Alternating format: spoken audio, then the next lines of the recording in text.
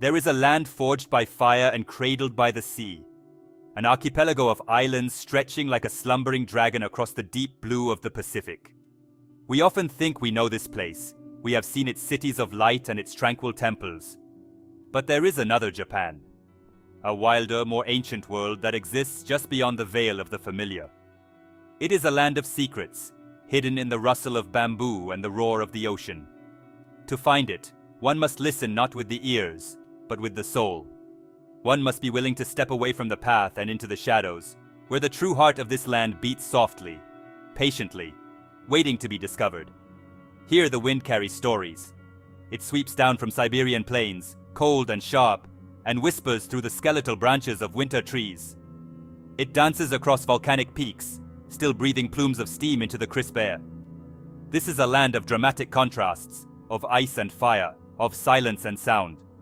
The elements themselves are the storytellers. They carve the coastlines into jagged masterpieces and blanket the mountains in profound, silent snow.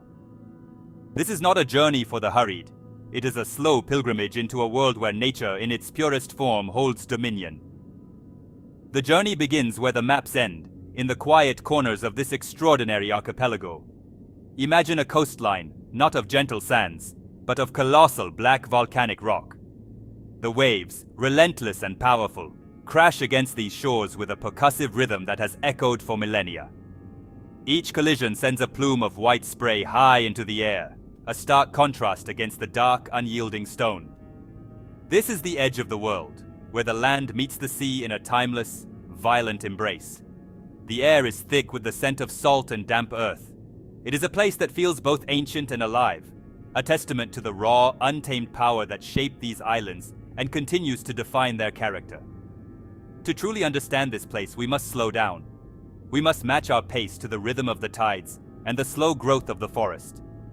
We must observe the minute details, the way a single drop of dew clings to a spider's web, catching the first light of dawn, the gentle sway of a snow-laden branch in the winter wind, the silent flight of an owl through the deep twilight. It is in these small, quiet moments that the great secrets of Japan are revealed. Not in grand pronouncements, but in hushed whispers. The land itself is speaking. We need only to learn its language. If you've enjoyed this journey into Japan's hidden world, subscribe to our channel for more cinematic explorations and untold stories from around the globe. Join us as we continue to uncover the secrets of our extraordinary planet. Deep within the main islands lies a forest unlike any other. It is a sea of trees, so vast and dense that it seems to swallow the sky. This is Aokigahara, the Sea of Trees. Its floor is a chaotic tapestry of moss-covered volcanic rock, twisted roots, and fallen leaves. The ground is uneven, treacherous, making every step a deliberate act. The air here is still. Sound does not travel far. It is absorbed by the thick canopy and the soft, damp earth. The silence is not empty. It is heavy, filled with an unspoken presence. It is a place that commands reverence and a quiet caution. The trees themselves seem to hold memories. Their bark is gnarled, their branches reaching out like ancient, crooked fingers. Sunlight struggles to pierce the canopy, casting the forest floor in a perpetual twilight. The light that does filter through arrives in ethereal shafts, illuminating dust motes and tiny insects dancing in the air. These columns of light move slowly as the day progresses, like celestial spotlights searching the forest floor. There is a sense of being watched, not by any single creature, but by the forest itself. It is an entity, a living, breathing organism with a spirit all its own. This forest grows on a bed of hardened lava from a colossal eruption centuries ago. The rock is so solid that traditional tools cannot easily penetrate it. This gives the trees a shallow, sprawling root system. They cling to the surface, winding over and around the volcanic rock like a web of living veins. This unique geology contributes to the forest's eerie quiet. The porous lava absorbs sound, creating an atmosphere of profound stillness. Walking here feels like treading through a soundproofed room, where the only audible sounds are your own movements and the beating of your own heart. It is a place of natural compasses gone awry. Rich deposits of magnetic iron in the volcanic soil are said to interfere with navigational tools, making it easy to become disoriented. Legends speak of spirits and ghosts, but the true mystery is the forest's overwhelming power. It is a stark reminder of nature's ability to create places that feel otherworldly, places that challenge our sense of direction and our connection to the world outside. Here, one is forced to rely on instinct, to read the subtle signs of the environment, and to respect the deep, quiet power that permeates this sea of trees. Far to the north, on the wild island of Hokkaido, lives a creature of immense power and spiritual significance. This is the Usuri brown bear, a titan of the wilderness. To the indigenous Ainu people, this bear is not merely an animal, it is Kimun Kamui, the god of the mountains. Watching one of these magnificent beasts move through its domain is a humbling experience. They lumber with a slow, deliberate grace, their massive forms blending into the dappled light of the ancient forests. Their presence is a powerful reminder of a time when nature, not man, ruled these lands. The bears emerge in spring from their winter slumber, their senses sharp and their purpose clear. They are masters of their environment. We can see them by the riverbanks, their dark fur a stark contrast to the glistening, fast-moving water. With incredible patience, they wait. A flash of silver beneath the surface. A powerful swipe of a massive paw. A salmon fighting its way upstream to spawn is caught mid-air. It is a moment of raw, primal efficiency, a life taken to sustain another. The cycle of the wilderness, brutal and beautiful, plays out before our very eyes. As autumn paints the mountains in hues of fire and gold, the bears prepare for the long winter ahead. They feast on acorns and wild berries, their bodies growing heavy with fat. Their movements become slower, more methodical. Every action is geared towards survival. The wind grows colder, carrying the first hints of snow. It whispers through the tall grasses of the Shiratoko Peninsula, a sound that seems to speak of the coming sleep. The bears, guided by an instinct honed over millennia, will soon retreat to their dens, leaving the mountains to the silence of the snow. For the Ainu, the relationship with the bear is complex and deeply spiritual. It is woven into the very fabric of their culture. They see the bear as a divine being visiting the world of humans, and they have ceremonies to send its spirit back to the realm of the gods. This reverence is a stark contrast to the fear such a powerful predator might normally inspire. It is a worldview that sees humanity not as separate from nature, but as an intrinsic part of it. A lesson in respect, whispered on the northern winds.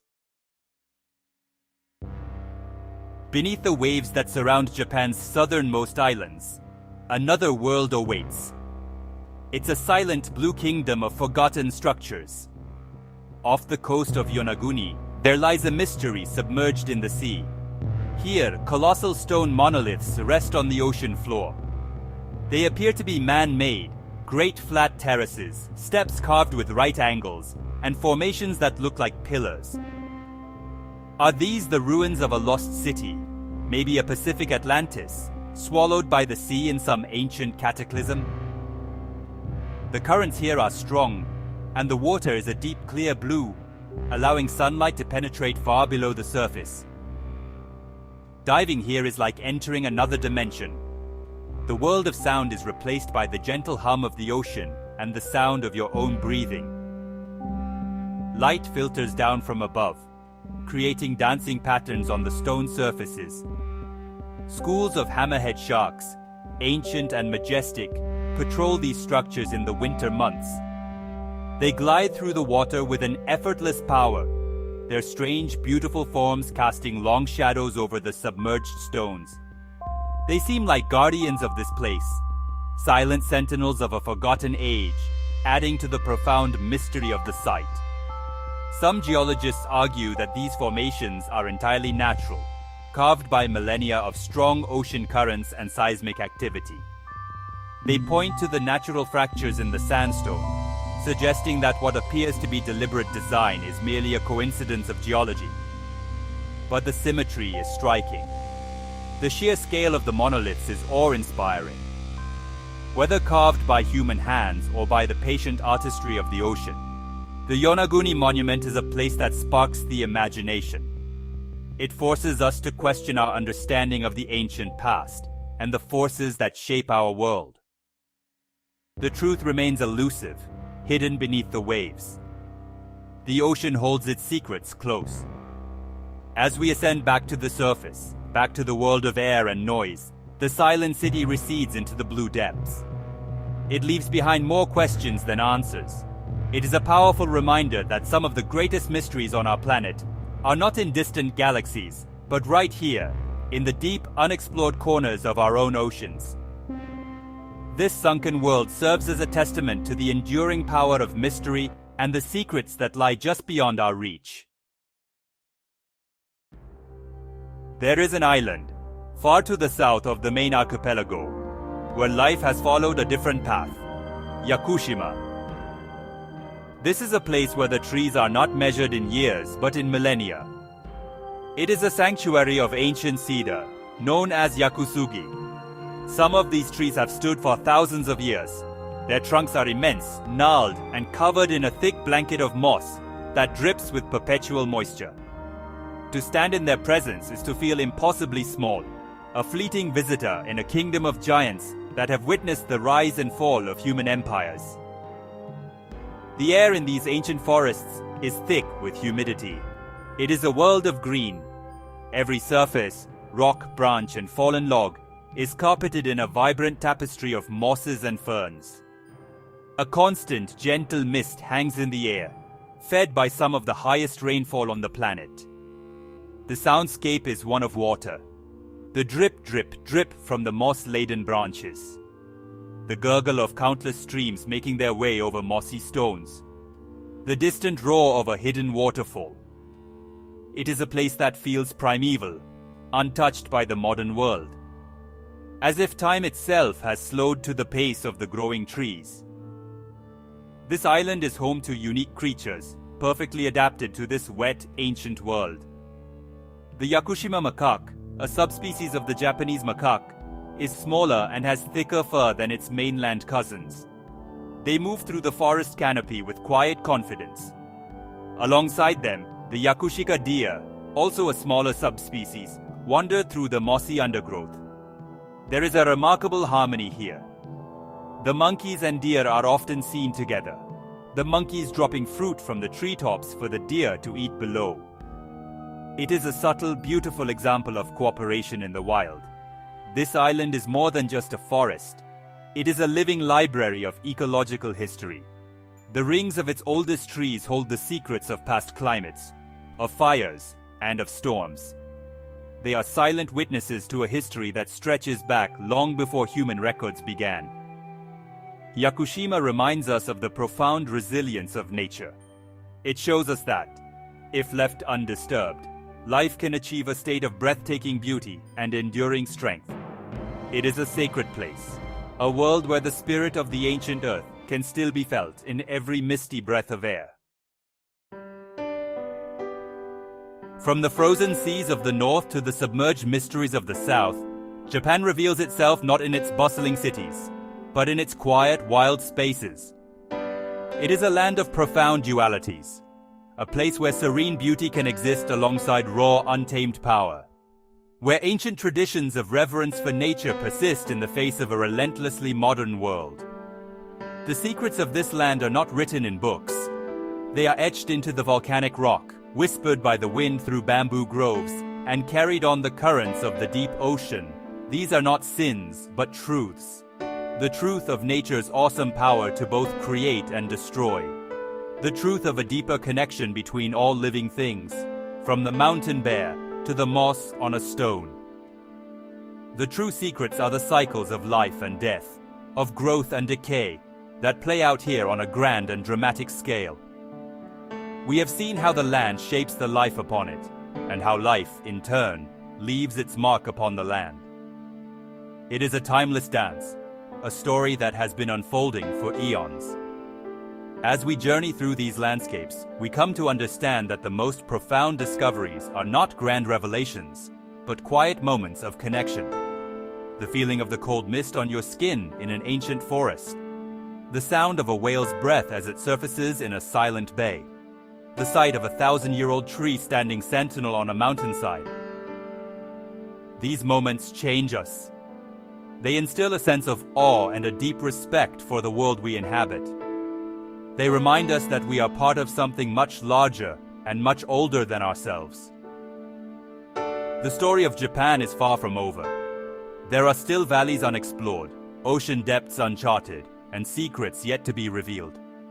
The land holds its breath, waiting. It offers a quiet invitation to those who are willing to listen, to look closer, and to step into the wild heart of this incredible archipelago. And in doing so, we may just find a deeper understanding, not only of this place, but of our own place within the natural world. For here, in the land of whispering winds and ancient spirits, the echoes of the Earth's past resonate with a power that will haunt and inspire us forever.